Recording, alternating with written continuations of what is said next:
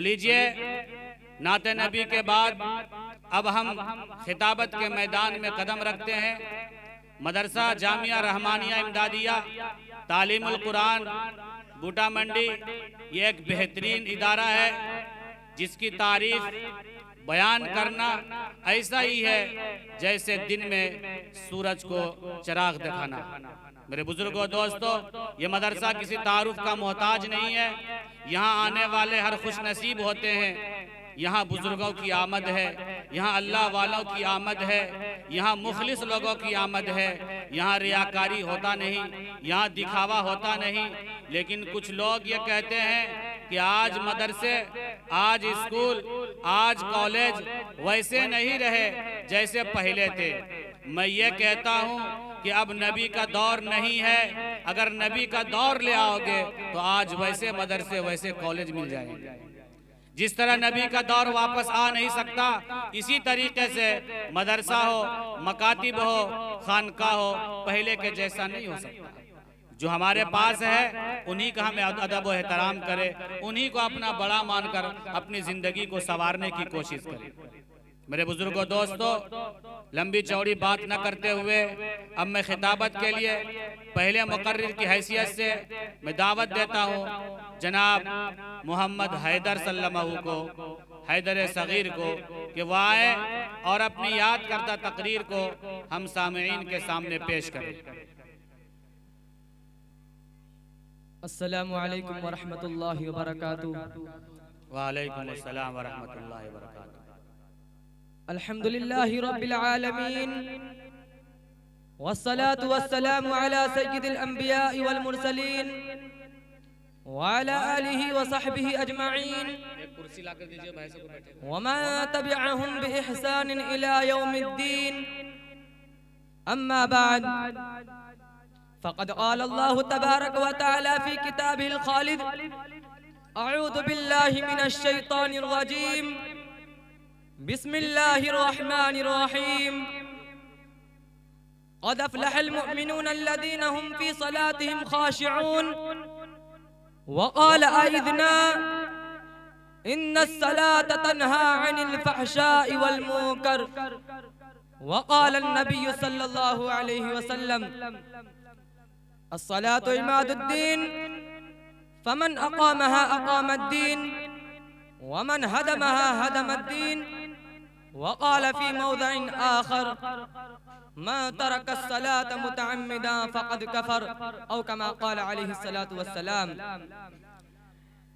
جن کے ہنگاموں سے تھے آباد ویرانے کبھی، جن کے ہنگاموں سے تھے آباد ویرانے کبھی، شہر ان کے مٹ گئے آبادیاں بن ہو گئی. ستوت توحید قائم جن نمازوں سے ہوئی، ستوت توحید قائم جن نمازوں سے ہوئی، وہ نماز ہند میں نذر برہمن ہو گئی. محترم حضرات اور سامعین کرام، اللہ پاک کا فضل و کرم ہے، اس کا احسان ہے کہ اس نے ہمیں اور آپ کو یہاں جمع فرمایا اور کچھ کہنے اور سننے کی توفیق عطا فرمائی. ابھی میں نے قرآن کریم کی چند آیتیں اور جناب نبی پاک صلی اللہ علیہ وسلم کی 2 مبارک حدیثیں تلاوت کی ہے. دعا کیجئے کہ اللہ تعالیٰ آیت اور حدیث سب کی روشنی میں مجھے صحیح اور سچی باتیں کہنے اور ہم سب کو ان پر عمل کرنے کی توفیق عطا فرمائے.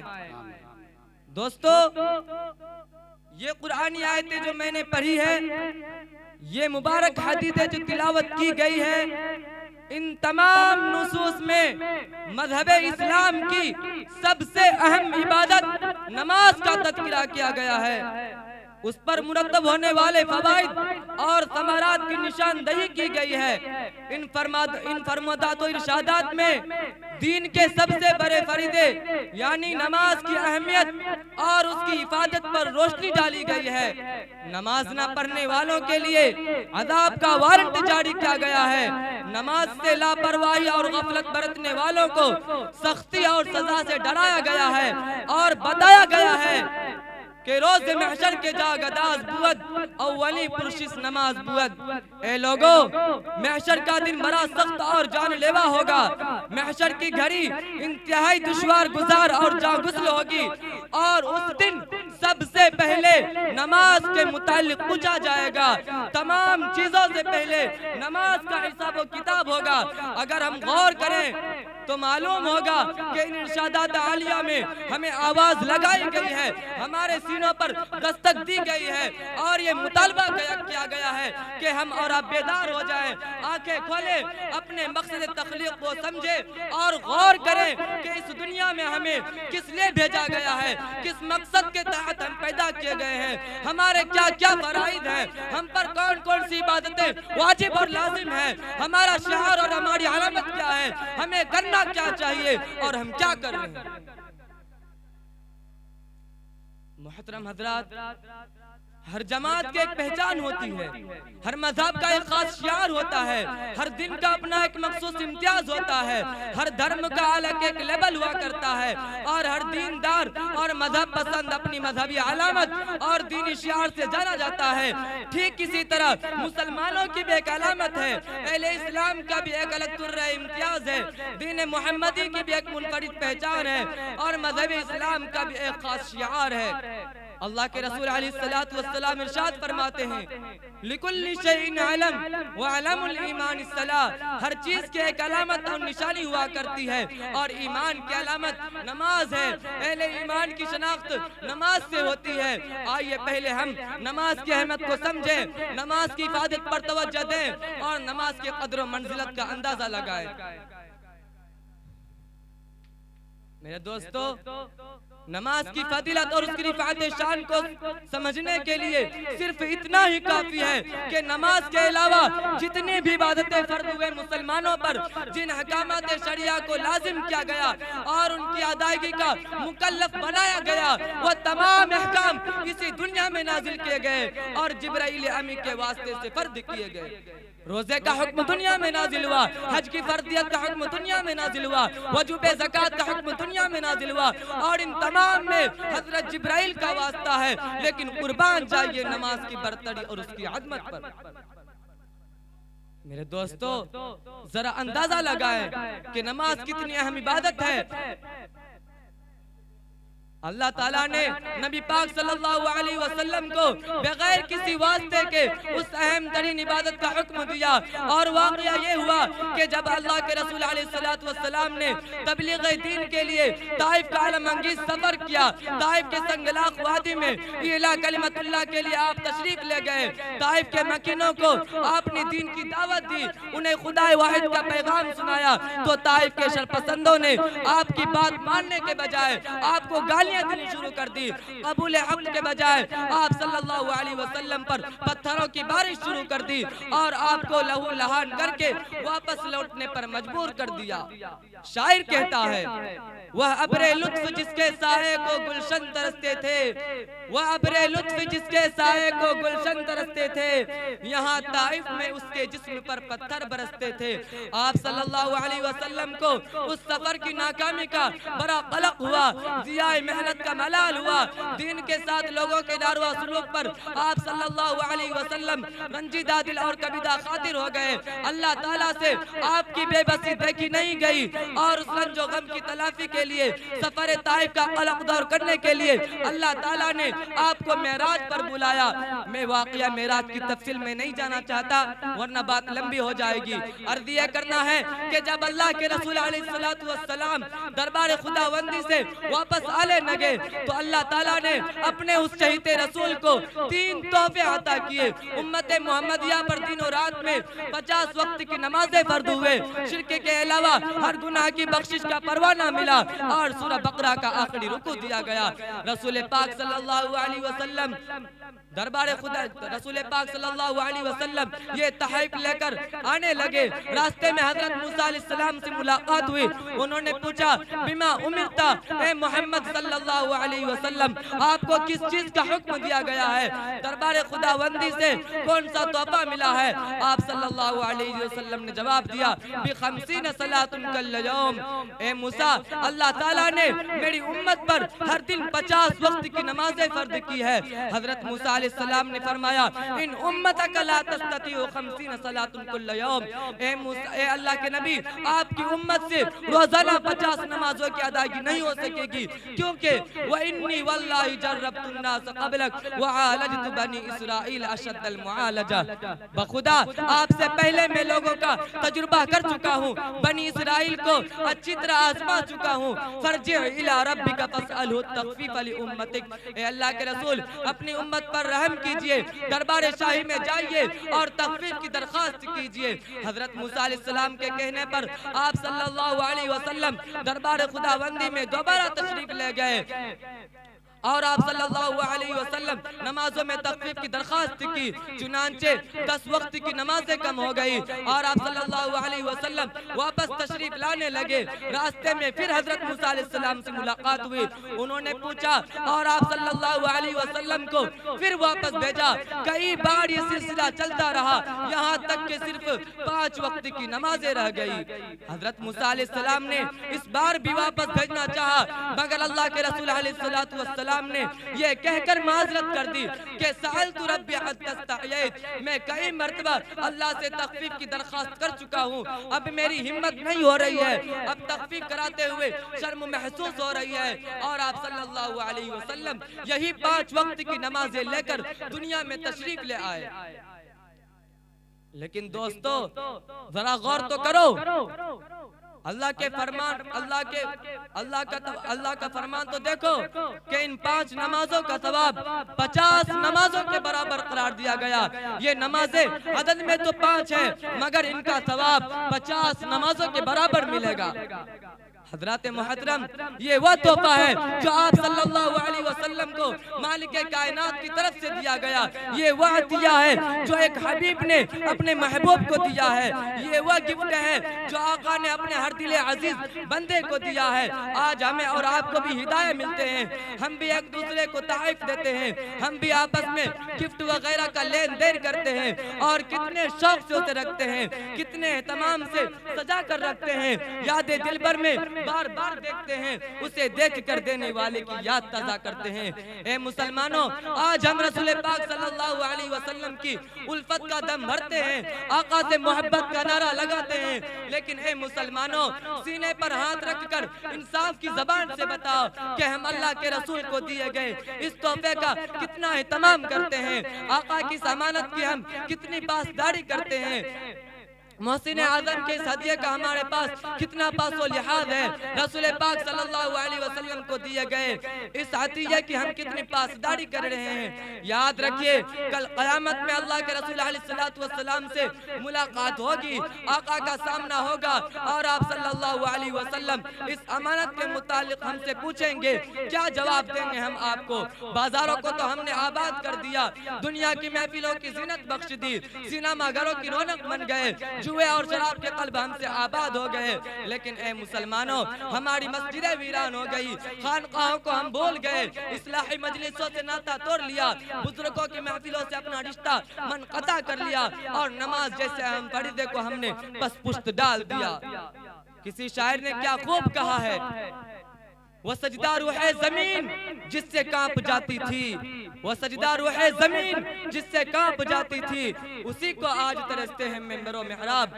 یا اقبال ہی کی زبان میں یوں کہیے، مسجد مرثیہ خواہیں کہ نمازی نہ رہے، مسجد مرثیہ خواہیں کہ نمازی نہ رہے، یعنی وہ صاحب اوصاف حجازی نہ رہے. حالانکہ قرآن کریم بار بار ہمیں بیدار کر رہا ہے، ہماری غفلت و لاپرواہی پر ماتم کرتے ہوئے ہمیں احساس دلا رہا ہے کہ اے لوگوں، نماز کی اہمیت و حفاظت کو سمجھو، ہر حال میں اسے ادا کرو، اس میں بڑے فائدے ہیں. قرآن سے پوچھئے، قرآن بتائے گا. کہ ان الصلاۃ تنہی عن الفحشاء والمنکر، نماز برائیوں سے روک دیتی ہے، نماز لغویات اور منکرات سے بچا لیتی ہے۔ دوسری جگہ اعلان ہوتا ہے قد افلح المؤمنون الذین هم فی صلاتهم خاشعون، خشوع اور خضوع کے ساتھ نماز پڑھنے والے مومنوں کو کامیابی اور سرخروئی کی ضمانت دی گئی ہے۔ اور یہی نہیں بلکہ رسول پاک صلی اللہ علیہ وسلم کی پوری زندگی ہمارے سامنے ہے، احادیث کا ذخیرہ موجود ہے۔ ہم اس میں غور کریں تو معلوم ہوگا کہ رسول پاک صلی اللہ علیہ وسلم کے قلب و جگر میں نماز کی کتنی اہمیت و وقت تھی، آپ کے دل میں نماز کی کیا حیثیت تھی۔ روایتوں میں آتا ہے کہ آپ صلی اللہ علیہ وسلم کے وصال کا وقت قریب ہے، آپ اس دنیا سے تشریف لے جانے والے ہیں اور اس حالت میں بھی نماز کے اہتمام کی تاکید کر رہے ہیں، نماز کی پابندی کا اہتمام کر رہے ہیں۔ حدیث کے الفاظ ہیں الصلاۃ وما ملکت ایمانکم، اے لوگو نماز کا خیال کرنا، نماز کا اہتمام کرنا، نماز کی پابندی کرتے رہنا اور اپنے غلاموں کی رعایت کرنا۔ ایک دوسری روایت میں ارشاد ہے الصلاۃ عماد الدین فمن اقامها اقام الدین ومن هدمها هدم الدین، وقال فی موضع آخر، آپ فرماتے ہیں کہ جس طرح کسی عمارت کے لیے ستون کی ضرورت پڑتی ہے، چھت کے لیے سہارے اور کھمبے کی ضرورت ہوتی ہے، بغیر ستون کے کوئی عمارت قائم نہیں رہ سکتی، کھمبوں کے بغیر کوئی تعمیر کامیاب نہیں ہو سکتی، کسی سہارے کے بغیر کوئی تعمیر کامیاب نہیں ہو سکتی۔ بیانی یہی صورتحال دین کی ہے، نماز دین کا ستون ہے، نماز کے بغیر دین کی بنیاد قائم نہیں رہ سکتی، دین میں پختگی نہیں آ سکتی۔ یہی وہ عبادت ہے جس کے متعلق سرور کائنات صلی اللہ علیہ وسلم نے فرمایا قرۃ عینی فی الصلاۃ، نماز میری آنکھوں کی ٹھنڈک ہے، میرے دل کا سرور ہے، نماز سے میرے قلب و جگر کو تقویت اور راحت ملتی ہے۔ اور اے مسلمانوں، میں آپ کو بتاؤں حقیقت بھی یہی ہے، جسے نماز کا لطف حاصل ہو جاتا ہے بغیر نماز پڑھے اسے چین نہیں رہتا۔ نماز کا لطف و سرور رسول پاک صلی اللہ علیہ وسلم کے عمل سے معلوم کرو، نماز کا لطف و سرور حضرات صحابہ کے معمولات سے معلوم کرو، نماز کا لطف و سرور اللہ والوں سے معلوم کرو، نماز کا لطف و سرور متقی اور پرہیزگاروں سے معلوم کرو، نماز کا لطف و سرور شب زندہ داروں سے معلوم کرو۔ وہ آپ کو کیف و سرور کے رسول کا طریقہ بتائیں گے اور رسول پاک صلی اللہ علیہ وسلم کا یہ جملہ سنائیں گے ان تعبد اللہ کانک تراہ، نماز کا مزہ اس وقت ملے گا، نماز کا لطف اس وقت حاصل ہوگا جب ہم انتہائی خشوع اور خضوع کے ساتھ اللہ کے دربار میں کھڑے ہوں گے، عاجزی اور انکساری کے ساتھ سجدہ ریز ہوں گے، پوری توجہ اور لگن کے ساتھ نماز پڑھیں گے، اور یہ بات ہمارے پیش نظر ہوگی کہ ہم اللہ تعالیٰ کو دیکھ رہے ہیں۔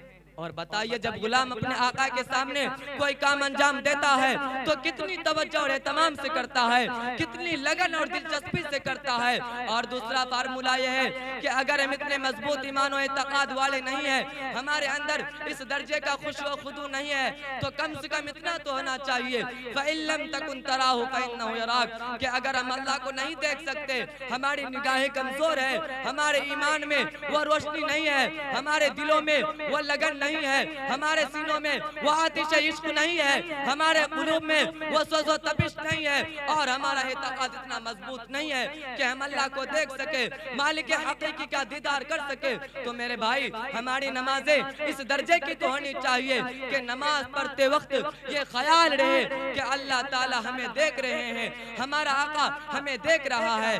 لیکن افسوس صد افسوس، اولاً تو ہم میں سے اکثر لوگ نماز ہی نہیں پڑھتے، اور جو پڑھتے بھی ہیں ان سے پابندی نہیں ہو پاتی، خشوع اور خضوع کا فقدان رہتا ہے۔ اقبال مرحوم نے اسی کی ترجمانی کی ہے نہ وہ عشق میں رہے گرمیاں، نہ وہ حسن میں رہے شوقیاں، نہ وہ عشق میں رہے گرمیاں، نہ وہ حسن میں رہے شوقیاں، نہ وہ غزنوی میں تڑپ رہی، نہ وہ خم ہے زلف ایاز میں۔ ایک بزرگ نے لکھا ہے، غالباً حضرت تھانوی رحمت اللہ علیہ ہیں، کہ اب تو مسلمانوں نے نماز کا مخصوص دن مقرر کر رکھا ہے، خاص مناسبت سے نماز میں نظر آتے ہیں۔ عام مسلمانوں کا یہ مزاج بن چکا ہے کہ اب وہ صرف 3 طرح کی نماز پڑھتے ہیں۔ پتہ ہے آپ کو نمازوں کے بارے میں؟ آئیے میں آپ کو بتاؤں، لیکن معاف کیجئے گا ذرا سخت مسئلہ ہے، دل پر لگے گا۔ پہلی قسم ہے 8 کی نماز، یعنی جمعے کی نماز۔ ہم سے اکثر لوگ جمعہ صرف اس لیے پڑھتے ہیں کہ گھر پر جمعے کی تیاری ہوتی ہے، پورے محلے اور گاؤں میں جمعہ کے دن عید جیسا سما ہوتا ہے، چھوٹے چھوٹے معصوم بچے بھی جمعہ کے لیے جاتے ہیں، اس لیے ہم بھی اپنی شرمندگی اور خجالت چھپانے کے لیے جمعہ کے دن مسجد میں داخل ہو جاتے ہیں۔ دوسری قسم ہے کھاٹ کی نماز، یعنی نماز جنازہ۔ جب گاؤں میں کسی کا انتقال ہو جاتا ہے، بستی کا کوئی مسلمان فوت ہو جاتا ہے، تو اس رعایت میں ہم نماز جنازہ پڑھنے چلے جاتے ہیں کہ اگر آج ہم فلاں کی نماز جنازہ میں شرکت نہیں کریں گے تو کل جب ہمارا انتقال ہوگا، ہمارے گھر کا کوئی فرد اس دنیا سے جائے گا تو اس میت کے گھر والے بھی ہماری نماز جنازہ نہیں پڑھیں گے۔ اور تیسری قسم ہے 360 دن والی نماز، یعنی عید الفطر اور عید الاضحیٰ کی نماز۔ مجھے کہنے دیجئے، یہ نمازیں ہم اپنی ذات سے تہمت دور کرنے کے لیے پڑھتے ہیں، طعن و تشنیع سے بچنے کے لیے پڑھتے ہیں، شرم و حیا کو بچانے کے لیے پڑھتے ہیں، عزت و آبرو کی حفاظت کے لیے پڑھتے ہیں، بچوں اور نماز پڑھنے والے بڑوں کی رعایت میں پڑھتے ہیں۔ شاعر مشرق علامہ اقبال نے اسی کا رونا روتے ہوئے کہا تھا کہ جو میں سر بسجدہ ہوا کبھی تو زمین سے آنے لگی صدا، جو میں سر بسجدہ ہوا کبھی تو زمین سے آنے لگی صدا، تیرا دل تو ہے صنم آشنا، تجھے کیا ملے گا نماز میں۔ سامعین گرامی قدر، اگر ہم اس کائنات میں غور کریں، دنیا کے نظم و انتظام کو دیکھیں تو بے آسانی ہمیں نماز کی حقیقت معلوم ہو جائے گی۔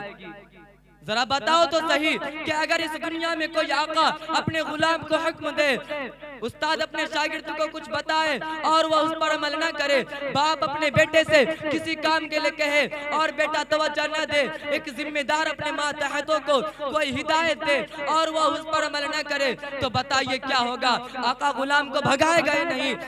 استاد شاگرد پر خفا ہوگا یا نہیں؟ باپ اپنے بیٹے سے ناراض ہوگا یا نہیں؟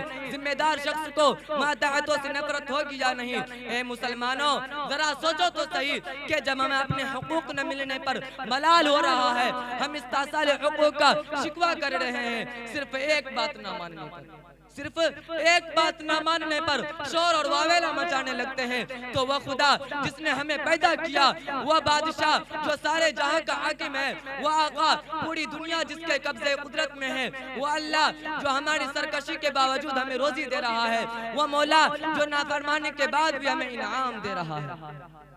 بتائیے، اگر اسی طرح ہم اس کے حقوق کو پامال کرتے رہیں، فرائض اور واجبات کو ترک کرتے رہیں، ان کے ارشادات و فرمودات سے لاپرواہی برتتے رہیں، تو کیا سمجھتے ہیں آپ اللہ پاک ہم سے ناراض نہیں ہوں گے؟ ہم پر اپنا قہر نازل نہیں کریں گے؟ آسمانی آفت نازل نہیں ہوگی؟ دنیاوی عذاب سے ہم بچ جائیں گے؟